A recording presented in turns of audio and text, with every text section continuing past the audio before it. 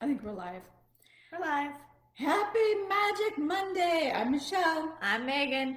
I'm the mother, she's the daughter. Not everybody knows that. I know, maybe we should start with that from now on. I'm Right? always amazed at how few people know that. They just think we'd be friends. I know. We We are would. friends. Yeah, we are. Yes, we We wouldn't would just be. would, but we are. So a couple weeks ago, we promised to talk about some paranormal activity. Yeah, Yeah. it all started a long, long time ago. But it started with talking about the house in Val Vista Lakes, which had an unusual amount of paranormal activity. And ever since then, I think it's always kind of been like that. Maybe not Well, as it was like heavy. that when I was pregnant with you. You probably don't. I don't know that I shared that with you. You probably don't remember. No, I do remember because it was a big deal. I lived with my parents and your dad in a fourplex townhouse on a golf course in Colorado, and the it was townhouses, so we had 3 stories, and it was four. We had one, we were number three, so we had one on the very end of us and one on the other side. And the one on the left hand side of us was empty. And I would hear stuff going on over there. And I would be downstairs watching TV. I was big and pregnant, so I was home all the time. And I would hear so much activity in my bedroom too. It sounded like, and I'd be the only one at home. I would be the only one home. Mm-hmm. It sounded like somebody was moving furniture in my bedroom. It was super loud. It wasn't just footsteps. It was like bang, bang, bang. And I would get up and go outside and see if anybody was next door. There was nothing, just all that noise. So, and It still all started with me. it I still was started around. with you. I was You were. around. You were. That's funny. We had paranormal activity too when I was a little girl in our house. We had an ashtray that was sitting on the kitchen table. And I was just a little girl, and me and my brother were sitting eating spaghetti at the kitchen table. And the ashtray, it was a big, thick, I can remember it was like an amber colored ashtray, big, thick glass ashtray, and it just split in half. It was so weird. I mean, I just remember looking at it, me and my brother looking at each other, going, "Mom," they're like, "What'd you do?" Because it was a loud pop, Yeah. and it just went pop and split right in half. So, Huh. I know you'd like to take credit for I all do. of the I do. paranormal activity, but there was a little bit before. But we have great stories to tell you when Megan, gosh, how old were you? 18, 17? 15, 16. In the Val Vista house. But when we start talking about the stories of you doing readings, you weren't 15, 16. I was. I mean, you drove me to some of these places where I did the readings. Yeah, I know, but okay. Maybe like 16, 17. But the one I'm thinking about, you already had Clyde. Remember Clyde, the dog? Oh, yeah. How old were you then? Probably about 18. 18. 19. Okay. Yeah. So we moved into a house that had been foreclosed on, and we bought the house when we moved to, I was gonna say California, to Arizona. And like I said a couple weeks ago, I dreamed of all of the spirits inside the house celebrating our presence in the house. So it was noisy. I would hear things. We would often hear things upstairs again. And it was like noisy. It was like crash, bang, boom. And so we would hear things like that. I was doing work in the house. I was doing soul clearings. And we'll talk about one client who came in, and she became a client because a reverend of a church sent her to me. She felt like there wasn't much she could do for her. And this woman had gotten caught up in the dark arts. And she sent her to you. She sent her to me. Yeah, exactly. And I was divorced at the time, so it was just me and the kids. And Megan was there And Megan was older, so she had a dog that she had gotten there. That's a whole other scary story. Not paranormal, Not but paranormal. scary. But so this woman had come, I had done a soul clearing on her. And this was she was definitely involved with some satanic stuff. Definitely involved with some satanic stuff. And I did a soul clearing on her. Thought she was clear. She wasn't feeling 100% clear. I had her come in and I was going to do the clearing in person. And Megan was there in the other room with her dog, Clyde. And Clyde was hooked to a leash in the house and hooked to the sofa because he needed that much adult supervision. He was really naughty. You couldn't like leave him in any room. We were working on kennel training and just like any kind of training. So anyway, I'm in my office, which is in another room, and I'm working with this woman, and I'm taking her down into a relaxed hypnotic state to anchor the clearing and clear her. And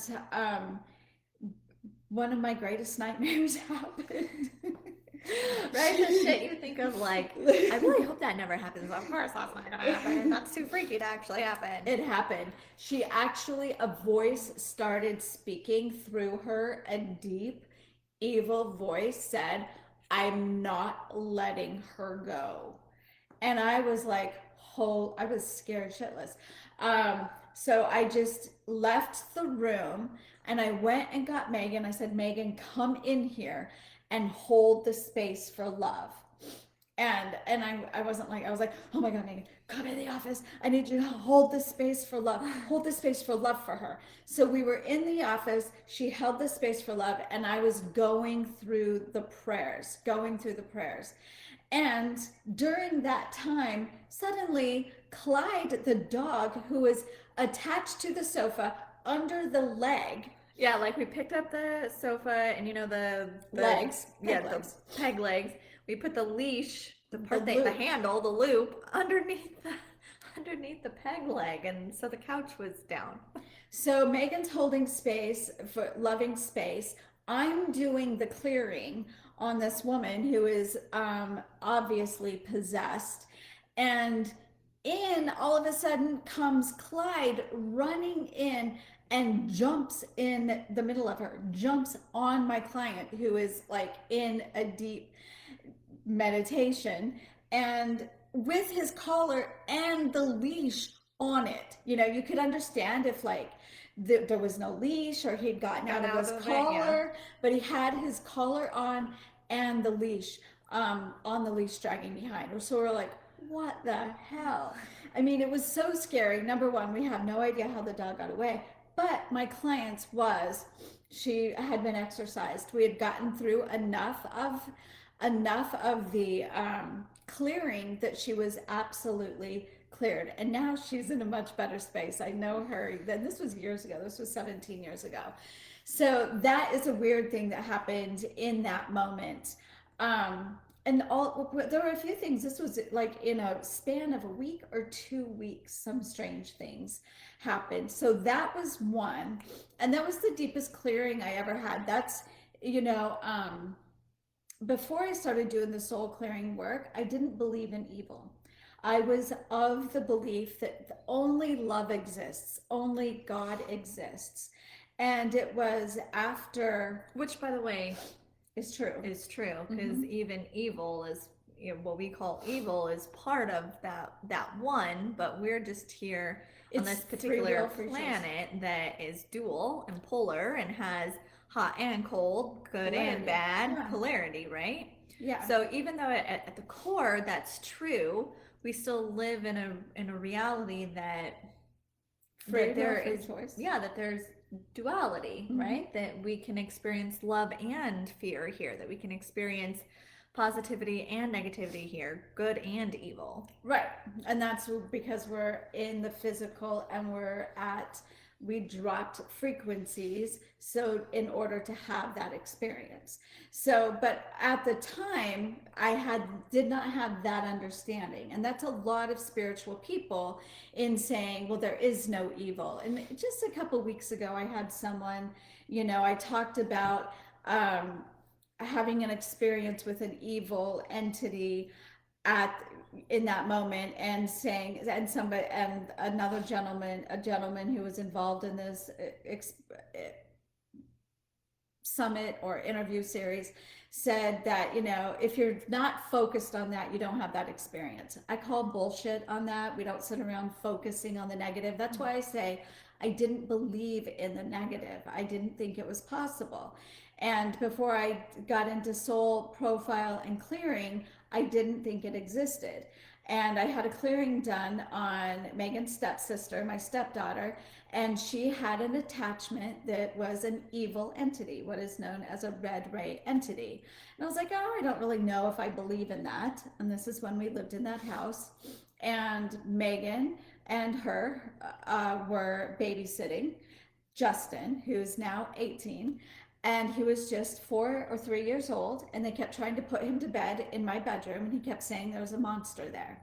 I was like, what is he, did he watch something scary? This was so uncommon for him. And so when I went to bed, I went to sleep. I was asleep for about 10 minutes asleep. And I had this experience that there was an evil entity right there in my bedroom next to my bed. And there it was, this evil entity. And so I started singing love to him, just sending love and singing the word love until he fell away. And I immediately woke up. I saw that I'd been asleep like 7 to 10 minutes, and that's when I was like, "Oh, evil does exist." And I instantly knew, because also in that experience was my stepdaughter, and she said, "Do you want me to help you?" I said, "No, I've got this." That's how I knew it was her. It was the entity that had been attached to her that had been cleared. Mm-hmm. That had been cleared. Um, I had paid for the clearing. I had started, got the clearing for her. So then it was like coming to me going, oh no, she's mine.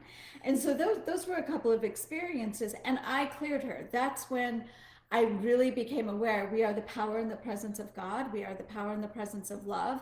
And whatever evil there is that is capable of being on here, we clear it with love. When you don't fear it, you can clear it. Huh? I said Yeah. that up. When you don't fear it, you can clear it. Tori, write that down. Write that down, Tori. So those do exist, and it has nothing to do with ego or anything like that. It's just about, in fact, it's beyond ego, because when you know your power, you don't have to fear it. So tell something. There's all kinds of stories in that house. That happened in that house. Sorts. There really is. But I mean, I don't know. I kind of want to go into like almost like a teaching around it. Like, Law of One says, as opposed to seeing it as so separate, right? That our goal here is actually to love, right? To love it still. So that's interesting that part of the clearing, or anytime that I'm like stuck in like an astral projection or any sort of dream that I can't get out of, the first thing we go to is sending love, right? And radiating love and learning to love that polar side of the one, which is in turn part of us, right? The shadow. Yeah, it's just the shadow. So all of this is both fascinating and a little freaky, and also just part of the polarity. And so it isn't just to clear, right? It's not just to clear it and get rid of it and, okay, that is separate than me, that's evil over there, and I'm over here and I'm positive. It's really seeing the oneness and the unity in it all. And that's what Law of One talks about. Like, we encourage you to see this opposing force, what you would call opposing force, as the one, as part of the divine, right? It's just as a different expression, a wildly different expression than you, but still no different. What is the only difference is the way in which they're expressing their aliveness, right? They're expressing their portion of being part of the one in the same way that we are. So there really isn't very much to be afraid of. And I would say the scariest, like, and this is actually more recent, the scariest of them all, I had a dream about the Antichrist. Wasn't even scary. Like the most evil of all doesn't feel very scary, which I think is scary. Yeah, I think that's important to Right? say that Like, it was charming. yeah, it was charming. It was Hmm. intriguing, fascinating. That's what it was. Oh, I even have chills talking about it again. It was so fascinating, magical, able to manifest and just this playground that we're in here, this positive, joyful playground that we're in, it's as powerful as that, as possible and as um, attainable as that. And it wasn't that scary. So the things that actually feel so scary, like those sorts of things, are are so low vibrational that they can't really do a whole lot without our consent.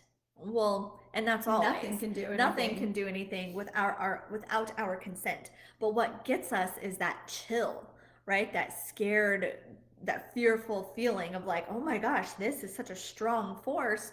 Actually, they're very low vibrational and quick and easy to clear. Hmm. Yeah. Yes, quick and easy to clear. Like Jimmy Mack said, um, on our last Practical Magic season, season 2 is coming up. He said, yes, there's evil, but it's so tiny and so small compared to everything else. And evil is really ignorance, right? We're looking at the shadow side, and we incarnated into the physical in order to experience the shadow. We came from the light. So we need players who play the shadow. And so it's important to know that your power. It's important to know your power. And I like sharing this because it gives an idea of what is possible. We are truly living in a matrix. We are living in a hologram. And there is so much going on that we cannot perceive through our eyes or our ears. There's a lot going on, and it's still going on. It's just as real as what we see, touch and feel. So just knowing that, and that house on Valvis, in that neighborhood, had a lot of energy behind it, and I'm not sure. I was never clear why it had all of that energy, Mm-hmm. but it was like a portal. We were clearing people, and I was releasing entities and souls regularly. Yeah. When I moved out of that house, my boyfriend at the time was freaked out. He went back to get some things, and he was totally scared. He was like, I felt like something was really mad at me that you were leaving. So it was pretty interesting. But you had a remote control car. Did Oh God. Oh God, yeah, the remote control car that started driving. Was I home alone at the time? I think I was. No, I was in my office working. Oh, okay. Oh It was like within that week that God, the car, which I mean, the remote and the car were nowhere near each other. It was Brandon's or Justin's or Justin's. something. Just started driving by itself. God, that is still so creepy. Such physical things, because for me, it doesn't take very physical, loud things for me to know that there's presence. And so that house was scary without that. I don't want to say scary. It was freaky. I mean, it was freaky, and yet one of my favorite houses. It was also a bright and happy and loving house, but with freaky shit. And so I didn't even need those kind of big physical things to know that we weren't alone. Mm-hmm. I mean, and that's where a lot of my abilities really started to get strong because I could be downstairs and I could hear something upstairs, but I could also see it. Even though I was downstairs, Mm-hmm. right? And wherever it happened, it was almost like I was quickly there for like a flash and I knew what room it was happening in and what was going on. Um, and being there home alone was terrible as a teenager. Like I was never alone. I just knew I was never alone. So I just stayed downstairs on a couch and watched TV. I didn't go upstairs. I ran to the bathroom. I mean, my little kids run from the bathroom now. They flush a toilet and they run. They like get to the living You room used because to they're always freaked do that. out. I did that, but I was like 17. But when the car ran, you were about to have a reading. You were giving readings at the Mm-hmm. time, and a little boy came through. And so it was a little boy playing with the car. He had come in early for the reading to show up for the person you were doing a Oh, reading. Do you remember that now? I don't remember. I No, I don't remember all remember of those this stuff. things. Yeah, I remember all of this stuff. And then another thing is up in my bedroom, Justin, he was only 4. He had a Halloween flashlight. You turn it on and you could turn the light on and it had different sounds. It had like ghost I sounds go and like, yeah, ooh. and a cackling witch and that kind of thing. And I kept his toys in our closet. And one night in the middle of the night, that flashlight just started going off, like the sound of the ghosts. And of course, it's in the middle of the night, and I'm like, oh my God, what is that? It brought me out of my sleep. I had to go into my dark closet, get the flashlight, and I took it down and put it in the garage, and it was never allowed to stay in the house again. And yeah, so those things were kind of weird. That was a Yeah. very active house.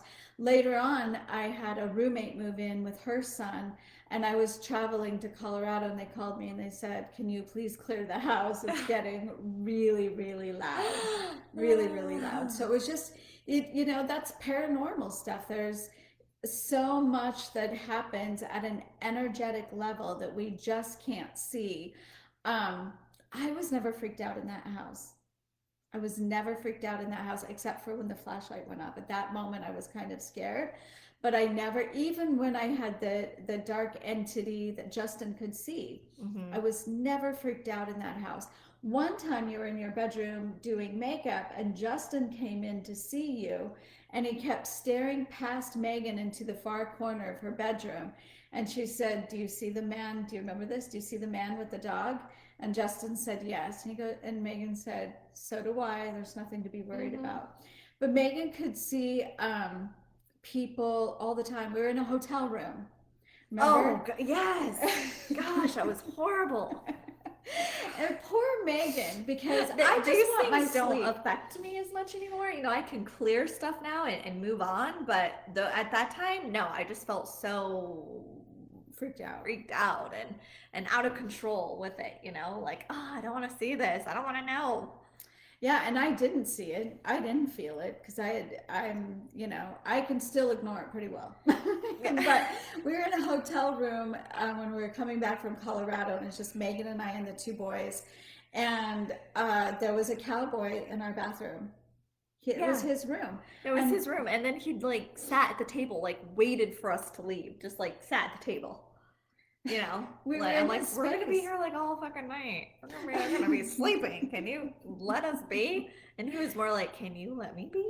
Yeah, and I kept telling Megan, just clear him, just clear him. And I would, in my mind, clear him. And Megan said he doesn't want to leave.